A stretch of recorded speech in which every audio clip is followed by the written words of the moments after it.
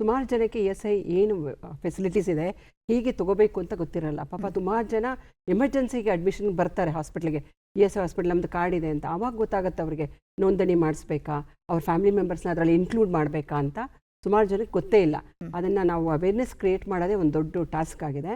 ಯಾವುದೇ ಹೇಳ್ದಂಗೆ ESIC ಅವ್ರು ಹೇಳ್ದಂಗೆ ಯಾವುದೇ ಕಾರ್ಮಿಕರು ಕೆಲಸ ಮಾಡ್ತಿದ್ರೆ ಅವರಲ್ಲಿ 21,000 ಕೆಳಗಡೆ ಇರೋರಿಗೆ ESI ಕಾರ್ಡ್ ಬರುತ್ತೆ.